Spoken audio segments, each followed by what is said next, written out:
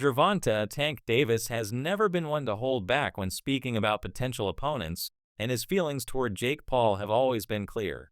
From the beginning, Davis stated bluntly that he had no interest in facing the YouTube personality turned professional fighter unless Paul reached the legendary status of icons such as Floyd Mayweather, Manny Pacquiao, or Canelo Alvarez.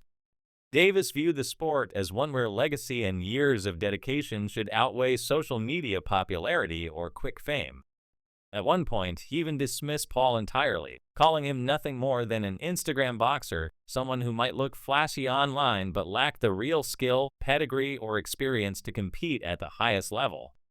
In his own words, Davis said Jake was just fat, a guy who didn't belong in the ring with someone of his caliber. Despite all of that, things have changed. The announcement that Davis will face Jake Paul in Atlanta on November 14th has completely shifted the conversation. Fans immediately noticed the contrast between Davis's earlier words and his new willingness to sign the fight. For many critics, the explanation is simple: money. While Davis once insisted that Jake Paul needed to prove himself by achieving greatness, now he seems to have accepted the fight because of the financial rewards. This has led to a debate among boxing fans. Some argue that Tank has compromised his own standards, choosing money over legacy.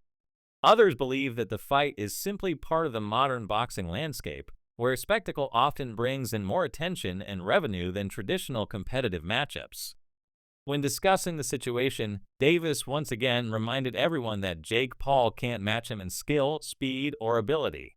He confidently declared that Jake isn't at his level, repeating that he is just a flashy social media fighter who doesn't stand a chance in a real boxing ring. Davis even joked about Jake's appearance, saying he might be a good-looking guy that women might admire, but when it comes to the fight game, he wouldn't last a moment. To Tank, the difference in levels is so great that the matchup almost feels unfair.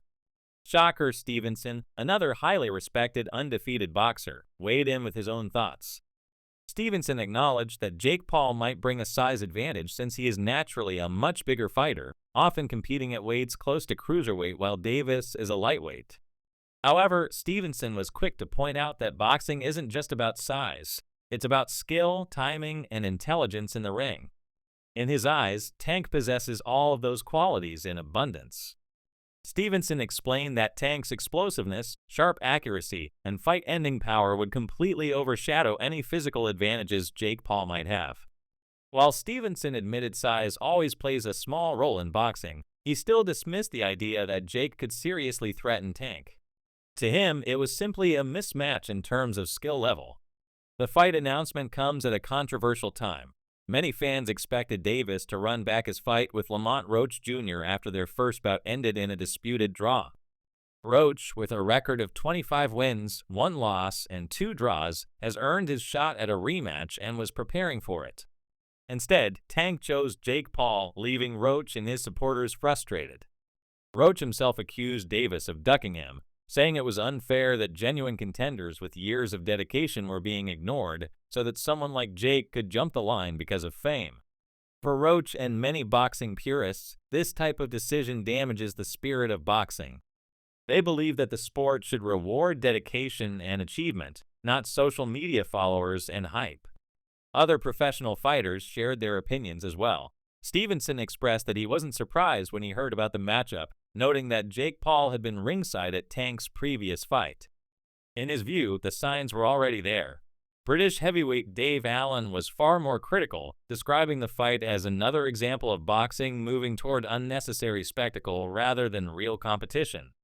He felt Davis had already proven himself in the sport, and that choosing to fight Jake Paul lowered his credibility. Allen, like many others, argued that if exhibitions must exist, they should be left to retired fighters, not current champions. Carl Froch, the former super middleweight champion, was even harsher. He outright called the fight a joke, saying that Davis should be focused on real challenges within his weight class rather than entertaining circus-style bouts with social media stars. Froch has long been outspoken about his disapproval of the way boxing sometimes allows spectacle to overshadow genuine competition. In his mind, this fight is exactly the type of matchup that diminishes boxing's credibility.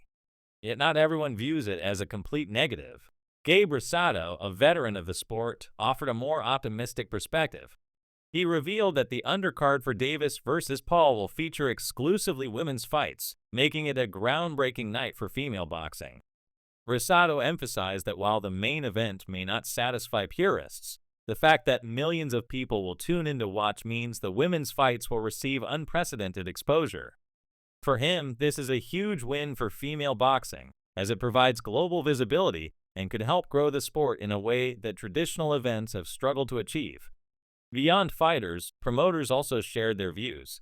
Eddie Hearn, one of the most influential promoters in boxing, said the fight could actually serve as a stepping stone toward a much bigger matchup, Davis against Shocker Stevenson.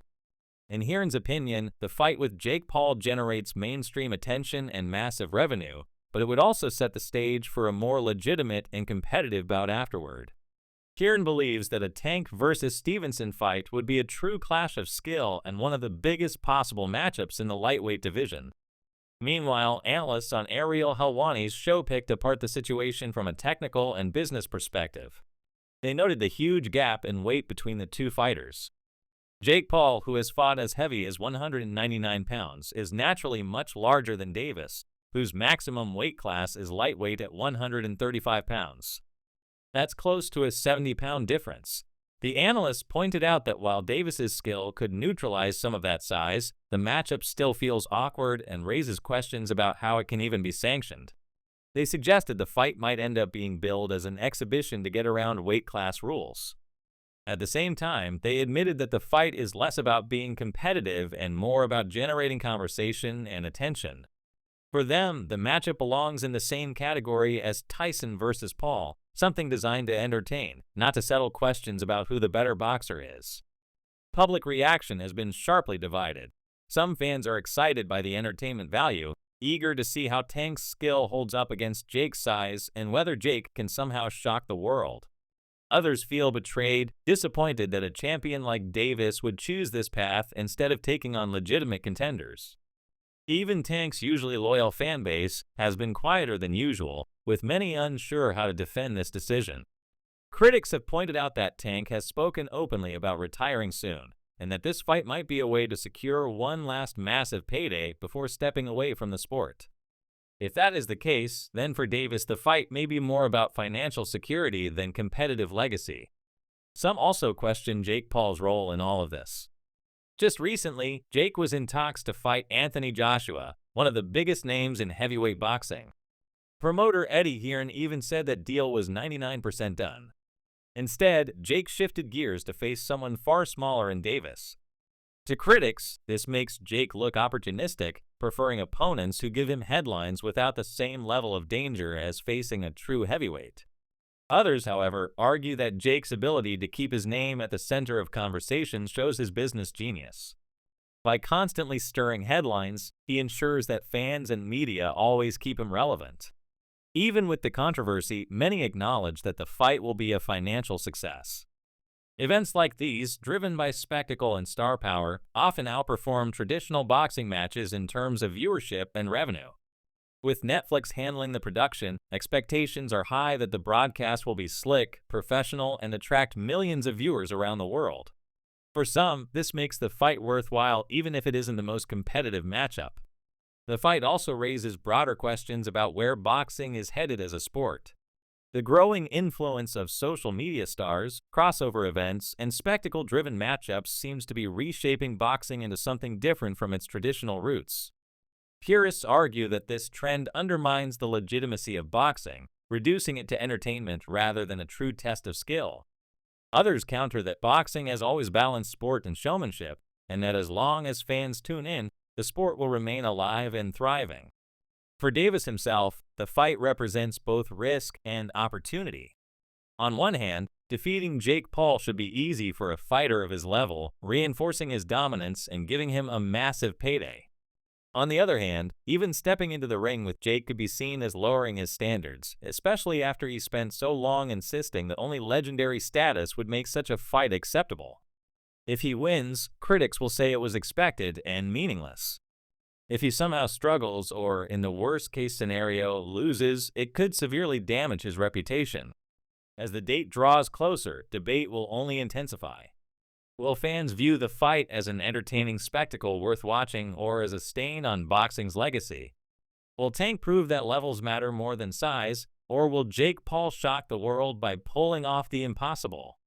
What is clear is that the fight has already succeeded in sparking conversation across the boxing world, and whether people love it or hate it, they will be tuning in to see what happens.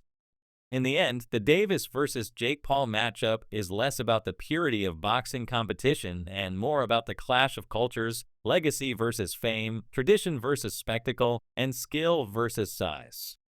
It has left the boxing community divided, with some seeing opportunity and others seeing betrayal.